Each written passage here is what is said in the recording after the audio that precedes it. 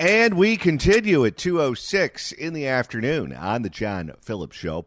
Mr. Randy Wangs in Culver City. John, it was a Wednesday, which means it was a LA City Council meeting, which means, well, it's time for karaoke. Good morning. You have 3 minutes for the items and 1 minute for general. Go ahead.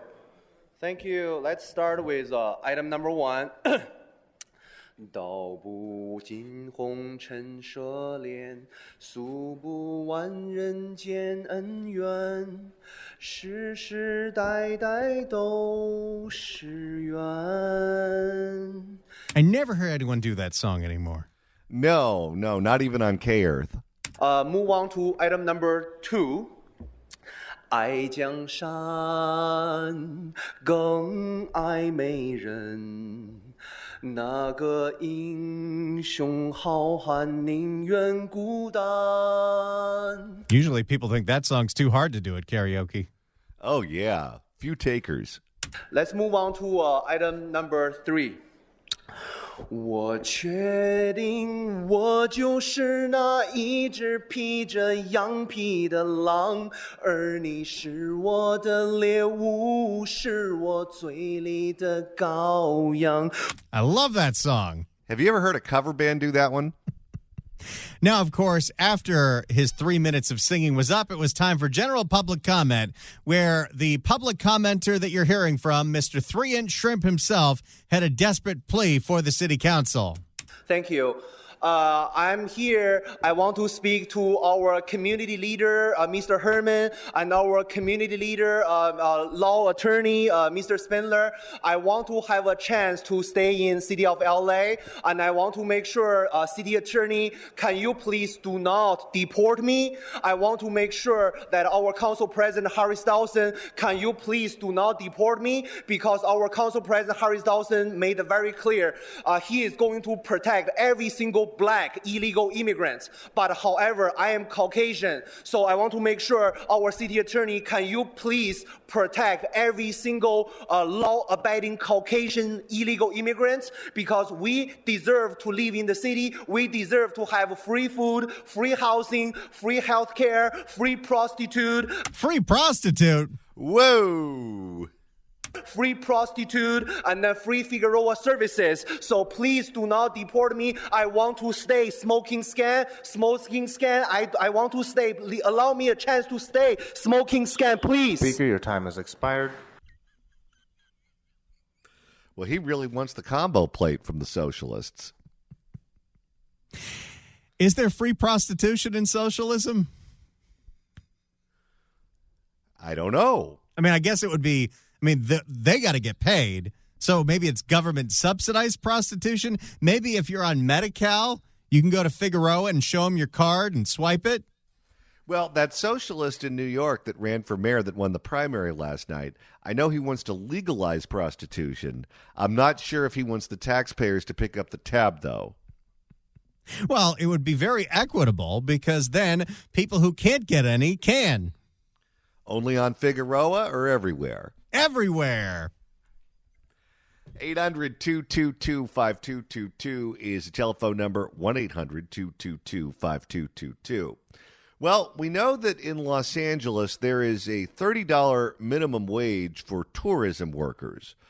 Those are workers who basically work at any hotel in the city because the theory goes that anyone who's staying at those hotels is probably here from some other place. Well, because of the $30 an hour minimum wage, hotels are scaling back just exactly how much money they're going to spend on things like capital improvements. And Randy, we're already seeing that take place. The owner of the hotel group that owns the Universal Hilton, the massive hotel right next to Universal Studios, is canceling a $250 million expansion of that hotel specifically because the LA City Council passed that ordinance, the Fair Wage Living Wage Ordinance, that boosted the minimum wage for hotel workers and airport workers in the city of Los Angeles to $30 an hour by 2028. For more, here's NBC4. And tonight we're hearing from the president for Los Angeles Hotel Group, who says they've decided not to move forward with a $250 million hotel expansion. This after the LA City Council voted to increase the minimum wage for hotel and airport workers to $30 an hour, just in time for the 2028 Olympics. Yeah, but it's not just the wage increase that has some companies upset. NBC4's Alex Rozier live with those details for us. Alex. Michael and Colleen, I spoke with the president and CEO of Sun Hill Properties, and one of their properties, hotels, is the Hilton next to Universal Studios. And for 8 years now, they've been planning to build another hotel right next door, but now they're not moving forward with that project. And he said LA should prepare to lose more hotels, too. They were working on this for 8 years, and thanks to the actions of Hugo Soto Martinez, they're pulling out a $250 million investment in the city. Well, you know why they're doing that. Because they're leaving the door open to just shut the doors on the hotel altogether. If you've ever stayed at that Hilton in Union Square in San Francisco, you walk into your room in that Hilton, and it looks like the set on the Brady Bunch. You could tell they haven't put $2 into that hotel in many moons. And the reason is because they wanted to leave the door open to be able to shut it down if it became non-profitable. And that's exactly what Hilton says they're now going to do with that property. And between that property and the Hilton across the street from that property, I think that represents something like 10% of all the hotel rooms in San Francisco. And Hilton says they're going to walk away from it. In the 24-story, nearly 500-room Hilton Universal, Sun Hill Properties President Mark Davis told me about what was supposed to be their next big project. You would have saw. By the way, this has nothing to do with the story, but I just have to point it out. When the assignment editor passed this story out to Alex Rozier, it was the shortest commute of all time because NBC4 is at Universal Studios. Oh, he could walk there. You would have saw an 18-story tower sitting right here, built over the top of our current pool. But their plans for a new 395-room hotel have now been put on hold. What was the price tag? By the way, there's 395 rooms that are not going to get hotel tax on. And if you remember, part of the reason the city of LA is in a massive budget deficit is hotel income is way down. No, and let's not forget, remember when Mike Bonin was on the LA City Council and he wanted to force hotels to take in homeless people? The first one he started with was the Ritz-Carlton in downtown. He was actively hoping that hotels would go out of business so then the city could then buy them for a song and turn them into the homeless shelters. Who would invest $1 in a hotel right now, given the current political climate? What was the price tag? $250 million. And it's not happening anymore. Not happening. Sun Hill Properties decided not to move forward with the project after the LA City Council passed a new minimum wage for hotel and airport workers that will reach $30 per hour. Can you imagine being a business owner in LA County, San Francisco, wherever, and the city council overnight can completely destroy your business model, increase your labor costs by 60% for one specific industry? And think about this. If they're walking away from it after they've gone through the permitting process and drawing up the plans and everything that goes into that, they've already spent a fortune on this, and they still think it's going to cost them so much money they have to cut bait now. By the 2028 Olympics, a requirement for all LA hotels with more than 60 rooms. Our industry's been targeted. But it's not the wage that has Davis upset. We're already paying most at these rates already to most of our staff. It's other items like the required health care payment that will cost companies an additional $7.65 per hour. So really, it's $37 an hour. It is. He says the ordinance will hurt the hotel business. What are your colleagues in the hotel industry saying? They're saying they're going to have to, some of them actually close, specifically some of the smaller properties. But city leaders. And you know what's going to happen? You look at, because this is just in the city of Los Angeles. This isn't Los Angeles County. This isn't the state of California. It will be very easy for that operator to say, well, instead of building a new hotel in Universal City, we're going to go right over the 101 to the city of Burbank, where they don't have these onerous things that they have to deal with, and the rooms can be a lot cheaper. Well, it's also going to restrict the number of rooms that we have in total available in Southern California. which means the price of a hotel room is going to shoot up, which means if you think this is not going to affect you because you live here, it means your annoying and worthless relatives are going to want to stay with you instead of staying at the Hilton. And we can't have that. They're saying they're going to have to, some of them actually close, specifically some of the smaller properties. But you know what's crazy, too, is a lot of these big hotels, they'd already pre-negotiated rates with the Olympics because you do that years in advance when they want to, rent out entire blocks of rooms to certain athletes from certain countries. The hotels have had to call the Olympic Committee and say, we need to renegotiate those rates because our labor costs just went up 60%. Well, and some of those hotels may not even be open and operational by the time the Olympics get here. So specifically some of the smaller properties. But city leaders like Councilmember Hugo Soto Martinez say the new wage and health care benefit is needed. When we look around the city of Los Angeles, rents are skyrocketing. People do not have health insurance to take their kids for even the most simple illnesses. As a city, we have to look at that and say we have to do something. Gee, and everything he's done in the last 4 years has only made it more expensive to live here. It has gotten infinitely more expensive over the last 4 years. And think about this. He believes he's doing something altruistic, and this is the way that socialists always are.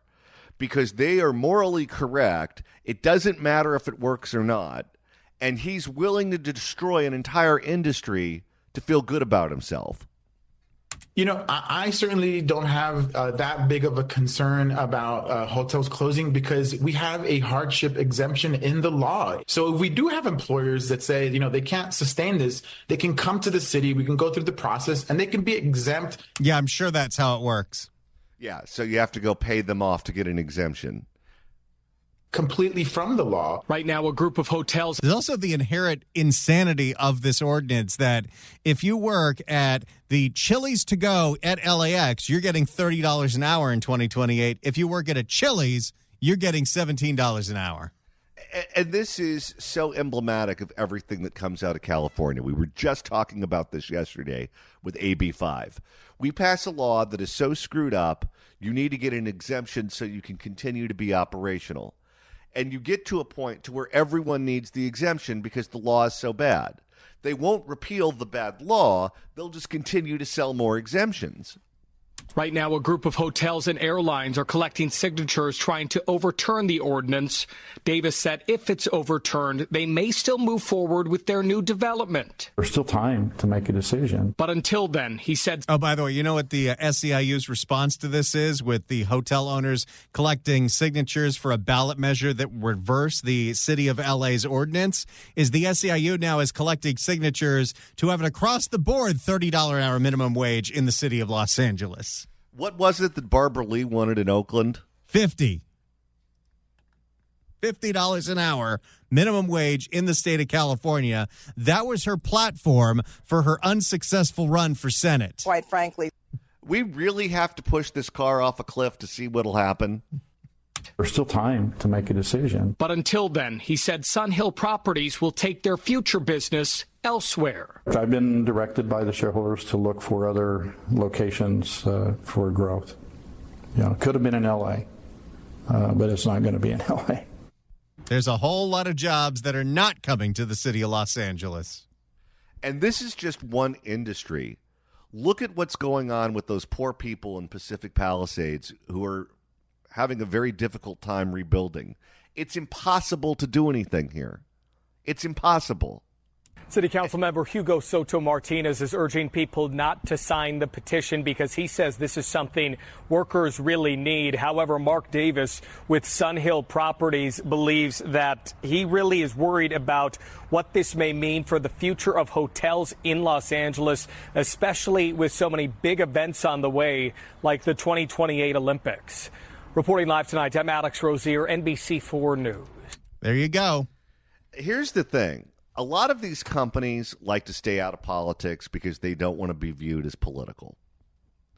And so if you're running for city council, or you're running for mayor, or you're running to be city attorney, or you're running for the board of supervisors, or whatever, and you take the position that this is unworkable and this would destroy a successful industry, an industry, by the way, that we rely on, Because think this through. If those hotels are empty, then what do you think is going to happen to the restaurants around that area? What do you think is going to happen to the Uber drivers around that area? What do you think is going to happen to the bars and the Starbucks and the dry cleaners and everyone else who relies on people being in those areas to survive? They're all going to get hit too. It's not as if you're just attacking big corporate hotel owners or big corporations. You're going after everyone who relies on those tourists coming to town to eat. And they don't see it that way. They don't see how interconnected everything is. So let's screw over the hotels and let's screw over the airlines, and they'll figure out a way to make it work. Well, maybe they will, maybe they won't. But how would you like to be a small business that's next to that hotel that suddenly has no customers? That's what they're doing. And they don't care. They don't care if it works.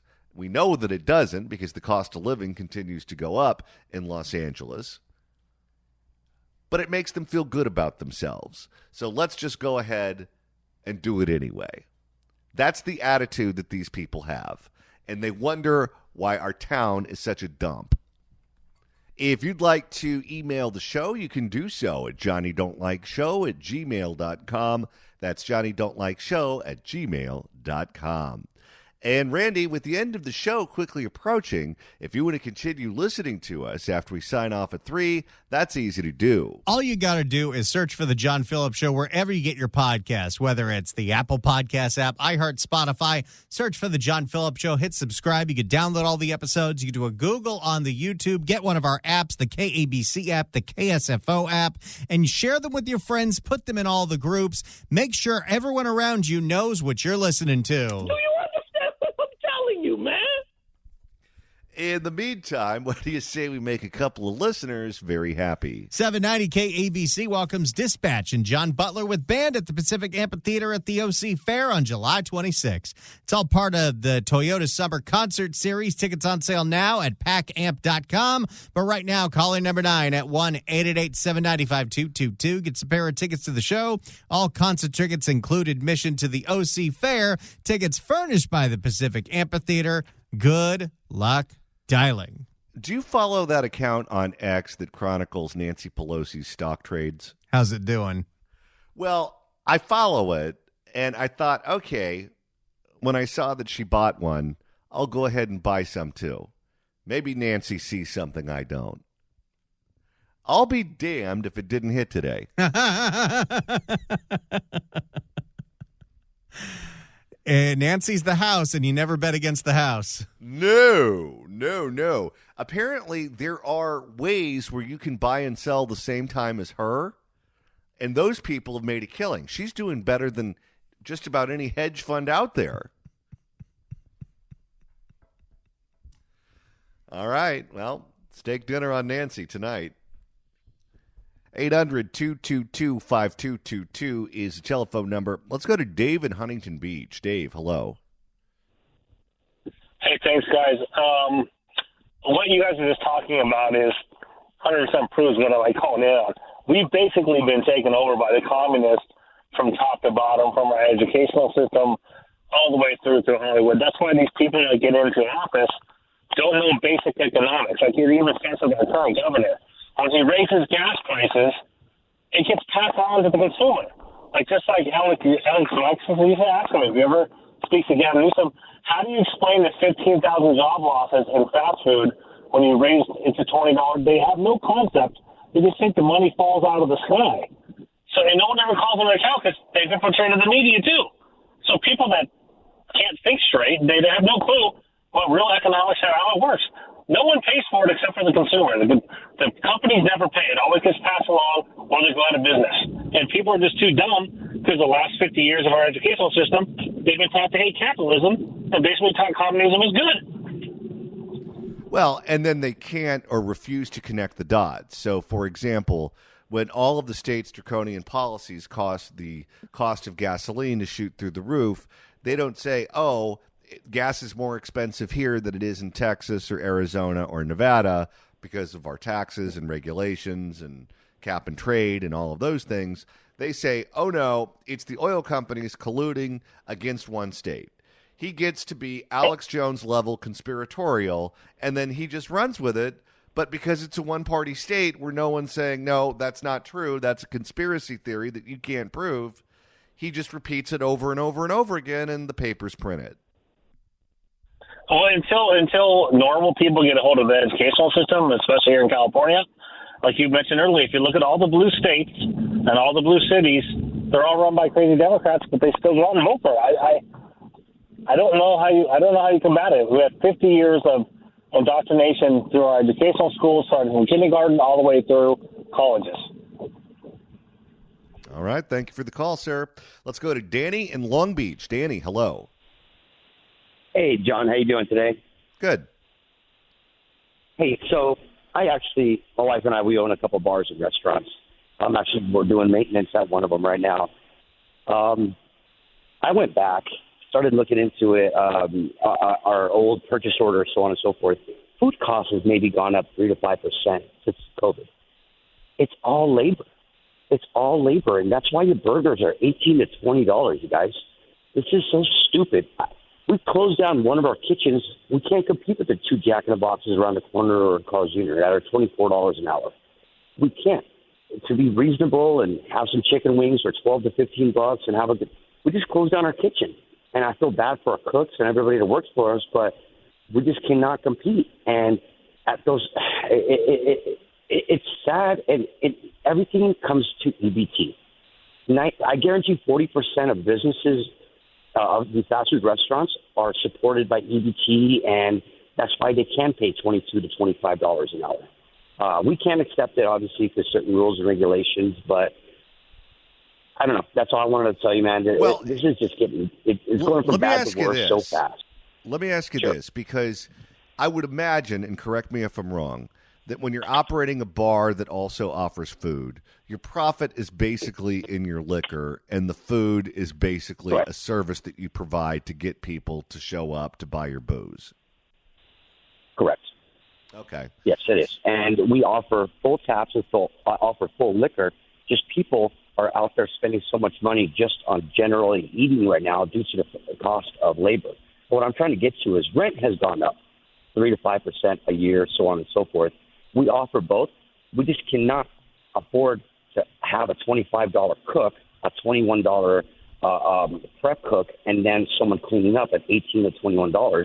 And we just can't find the employees because a lot of these other places are offering $24 to start up, like Taco Bell, that's half a mile from us.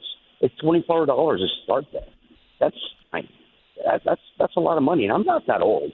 I'm not super young, but this is just getting out of hand, and that's why our Coors Lights are, our minimum wage is $16.50, I think it is, or $16, and that's what we pay our bartenders and servers, and they obviously live off of tips. But we've also noticed the staff is no longer as happy. They're not serving as hard because they're already making the money, and they don't see the fact that they're now in a different tax bracket. This is just it all, and I'm telling you, if we got rid of EBT at fast food restaurants, which I think we should, just because they're serving them poison, this would completely change. Everything would change. And that's all I have to say. Do you have any questions for me?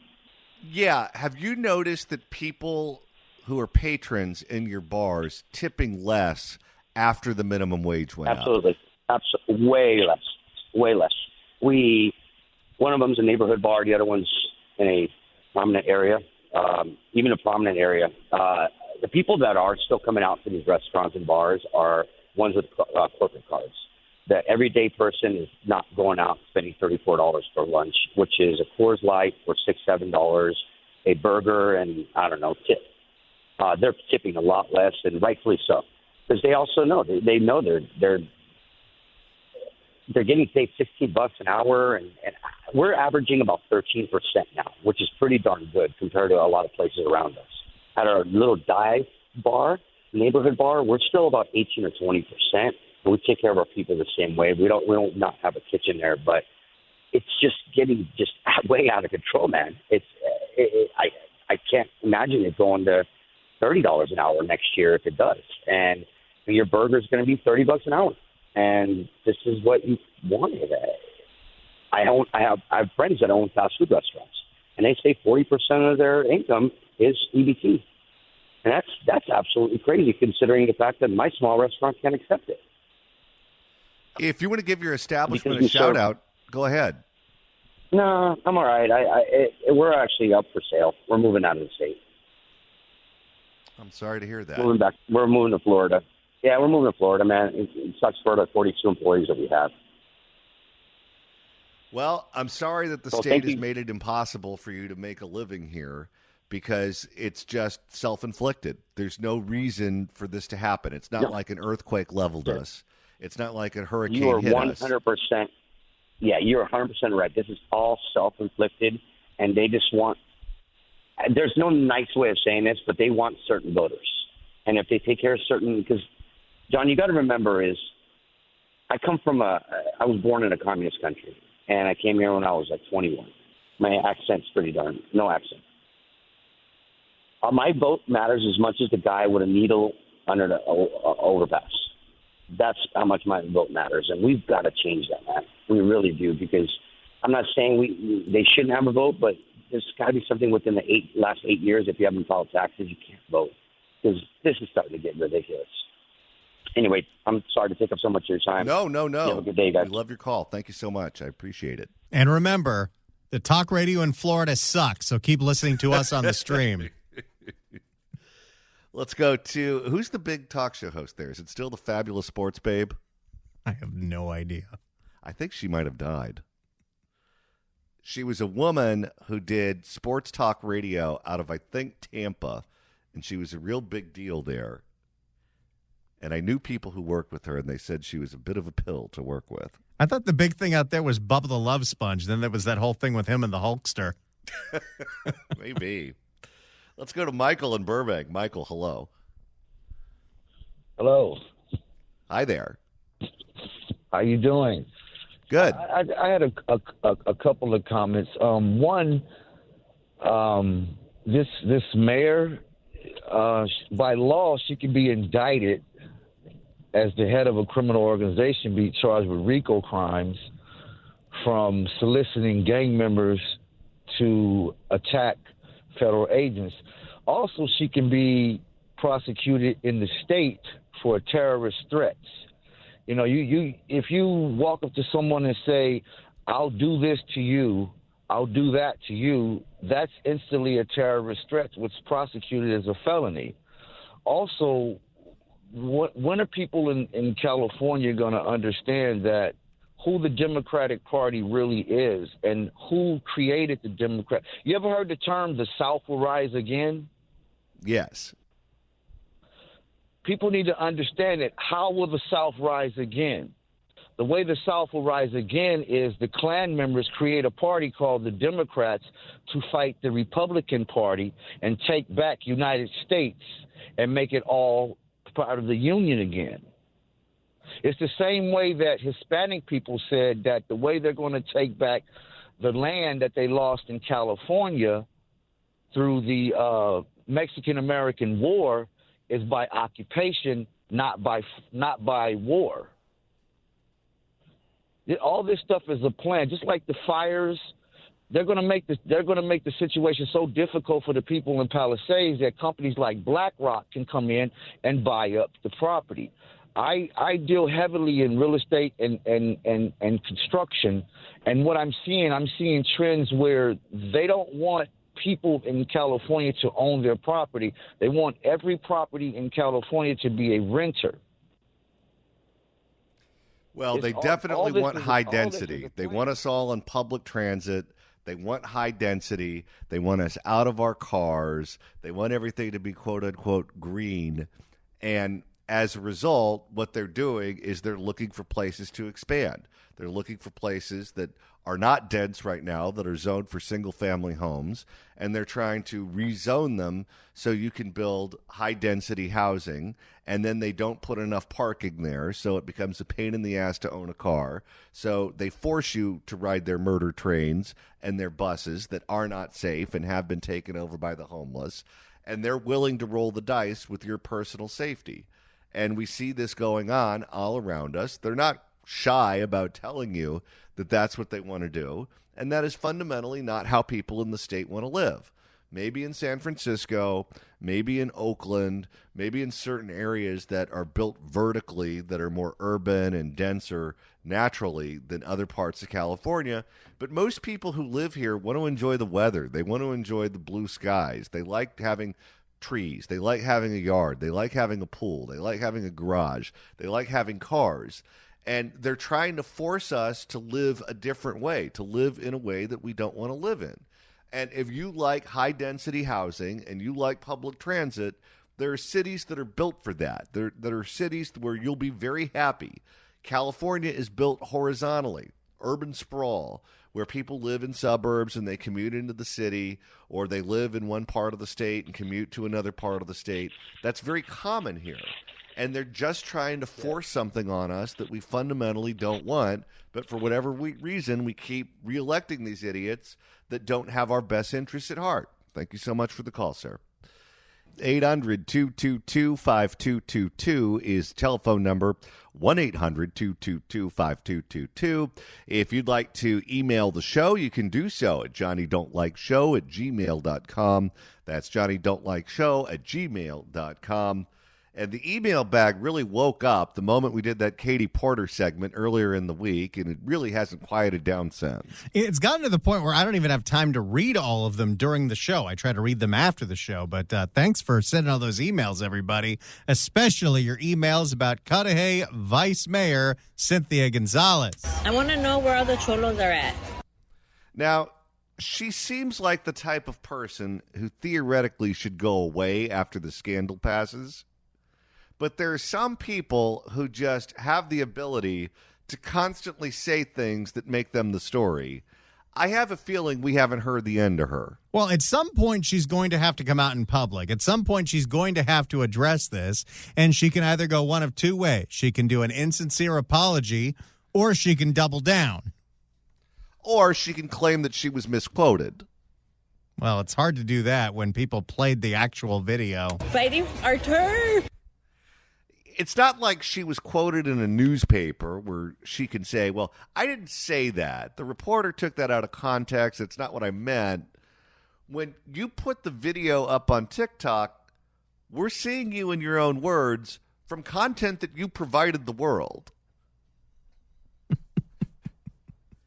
It's kind of hard to say that you were misquoted when that's how we found it. My favorite part is that she deleted it the moment she found out that someone else had it.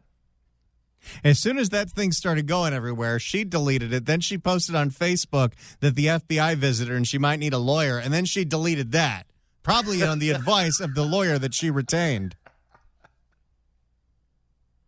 And she's running for higher office. She's running for community college board. And she's an administrator at LAUSD, on top of being the vice mayor. Who knows how many paychecks she's getting from taxpayer dollars. And she's been educating kids at LAUSD for decades with this ideology. Fighting our turn. What is the deal where we had one of the mayor's top lieutenants, he got in trouble for calling in fake bomb threats. And he was the one that was supposed to coordinate with the fire department. So we had no one coordinating information between the mayor's office and the fire department right when the fires hit. And, of course, they dropped the ball on that. But if you bring that up, you're out of line.